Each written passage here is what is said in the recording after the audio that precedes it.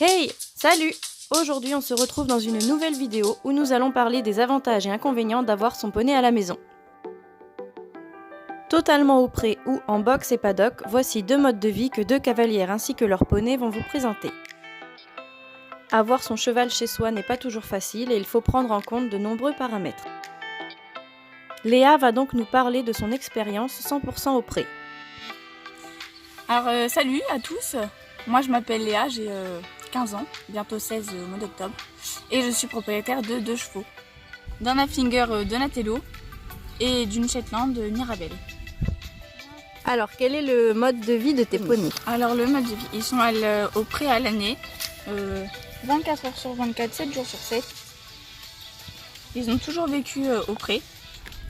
Donc nous on a 5 prés, donc 4 prés pour l'été et un pré pour l'hiver qu'on utilise seulement l'hiver. Pour les clôtures, c'est nous qui les faisons tout le temps. On n'a jamais eu de pré qui était déjà clôturé. Donc il faut acheter les piquets, les isolateurs, le jus, les bêtes. On va parler des inconvénients au quotidien. Alors le premier inconvénient qui est là à l'année, c'est l'eau. Emmener 70 litres tous les 2 jours, en bidon de 20 litres, à la main. Donc ça veut dire qu'il faut les emmener, faut arriver à les monter dans la voiture et à les descendre dans la voiture et les mettre dans le bac. Parce que ça c'est une épreuve. Après quand on part en vacances aussi, il faut trouver quelqu'un qui puisse nous emmener l'eau, mais qui n'a pas peur des chevaux. Parce que s'ils se barrent et qu'il faut les rattraper, faut réussir à les attraper, donc faut pas avoir peur. Donc faut trouver quelqu'un qui n'a pas peur et qui veut bien venir au moins tous les 2 jours vérifier s'il n'y a pas un problème ou quoi. Le troisième inconvénient qui je pense est le plus chiant, c'est l'entretien des prés toute l'année. Parce qu'il faut pas que l'herbe puisse pousser sous les clôtures pour pas que ça pompe l'électricité dans le boîtier. Donc faut venir nettoyer tous les prés, raccommoder on va dire, raccommoder les fils comme ici. Il faut aussi régulièrement faire le tour du pré pour vérifier qu'il n'y ait pas de branches, qu'il n'y ait pas de ronces qui touchent le ruban. Et s'il y en a, il faut venir avec un sécateur et les couper. Et le dernier inconvénient est quand on veut travailler son cheval. Donc, on peut souvent travailler en extérieur ou dans des prés où on fait du foin ou des trucs comme ça. Mais le problème est que quand on a 2 chevaux, il y aura forcément un cheval qui va rester tout seul. Et donc un cheval qui va essayer de défoncer les clôtures et donc qui ne peut pas rester seul. Donc c'est assez chiant d'aller bosser dans un pré à 5 minutes et surveiller que l'autre ne se barre pas. Les avantages d'avoir les chevaux au pré chez soi, on n'a pas besoin de venir demander si on est mineur ou si on n'a pas le permis, de venir demander à nos parents tout le temps de nous emmener. Donc moi par exemple je peux venir les voir tous les jours si j'en ai envie. Après financièrement, il n'y a pas photo.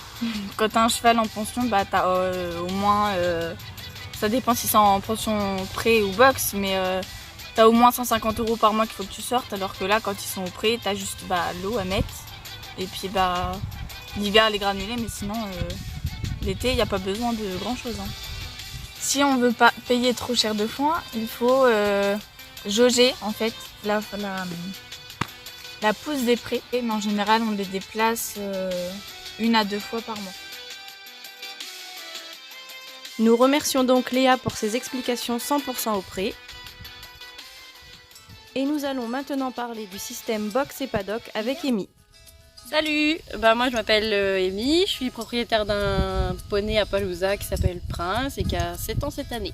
J'ai eu Prince en 2015, en juin 2015, et on a commencé par une pension totalement pré. En mars 2016, on a quitté les premières écuries dans lesquelles on était pour aller dans une écurie western, donc une pension de propriétaire aussi, à 6 km de la maison, dans laquelle c'est très bien passé, où je suis ravie de cette expérience. Cependant, cette année, pour des raisons personnelles et des raisons de santé de Prince, j'ai dû le ramener à la maison quelques temps, et puis finalement j'ai pris la décision de le garder à la maison pour cette année. Donc il va vivre de la même manière qu'Orange pendant les 2 ans qu'il a passé là-bas, c'est-à-dire en box et paddock, puisque j'ai 3 paddocks clôturés dans lesquels je peux tourner pour garder un petit peu d'herbe. Alors les avantages d'avoir le poney à la maison. Premièrement, quand j'ouvre mes volets de chambre ou ma porte de maison, je tombe face à son box, donc j'ai sa petite tête au réveil direct. Le deuxième avantage, j'ai pas besoin de prendre ma voiture pour aller le voir ou pour le monter. Du coup, j'ai juste à aller dans son box le préparer ou le chercher dans son paddock. Alors, le dernier avantage, et pas des moindres, pour moi le plus important, puisque ça fait maintenant 3 ans qu'il est en pension et que ça me coûte quand même un certain budget tous les mois.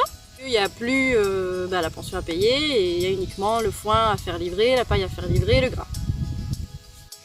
Et le dernier avantage, qui est aussi un des plus importants, c'est qu'on peut passer plus de temps avec son cheval, forcément, puisqu'on l'a du matin jusqu'au soir. Alors, les inconvénients.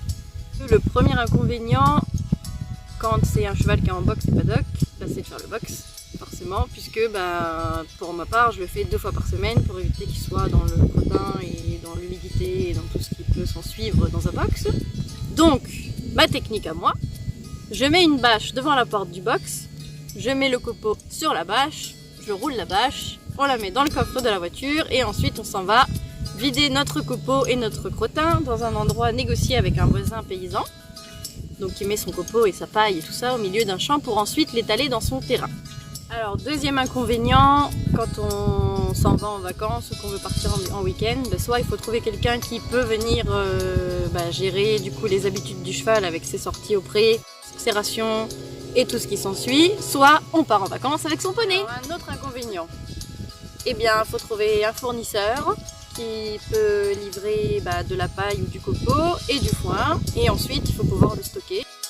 Donc ça veut dire qu'il faut le ranger, il faut le porter, donc il faut en faire rentrer suffisamment en grosse quantité, le grain, l'orge, pouvoir le stocker sans que les souris fassent des trous dans les sacs. Et pour l'eau, donc tant que c'est l'été, tout va bien, les robinets fonctionnent, ça marche, on remplit les bidons, on remplit les gamelles, tout ça. Quand c'est l'hiver, parfois les tuyauteries gèlent, donc là on est obligé de remplir la gamelle d'eau dans la douche. Comment travailles-tu ton poney? Alors, nous, on a à 5 minutes à cheval de la maison, on a réussi à force de se balader tous les deux en tête à tête, nous avons réussi à trouver un petit carré d'air. Nous avons une allée merveilleuse de piste de galop, dans laquelle Prince aime bien aller à fond dans un sens et à fond dans l'autre sens. Donc on peut pas dire qu'on a des inconvénients au niveau du travail, on n'a pas vraiment d'excuses, surtout en cette saison. Après ça peut être un peu plus problématique quand ça va être l'hiver, si jamais il pleut. Pas pour le froid, mais vraiment pour l'hiver, parce que c'est plus on est mouillé, quoi. Voici donc 2 modes de vie bien différents, avec pour chacun ses avantages et ses inconvénients. Mais un point commun les relie, ces moments de partage avec son cheval au quotidien. Vas-y. Ah, t'as déjà filmé? À bientôt et... Non, on va recommencer. C'est qu'on peut passer plus de temps avec son cheval, forcément, puisqu'on l'a du matin jusqu'au soir. Donc on a forcément plus de temps à passer avec son cheval, puisqu'on l'a du matin jusqu'au soir. C'est le quart d'heure raté.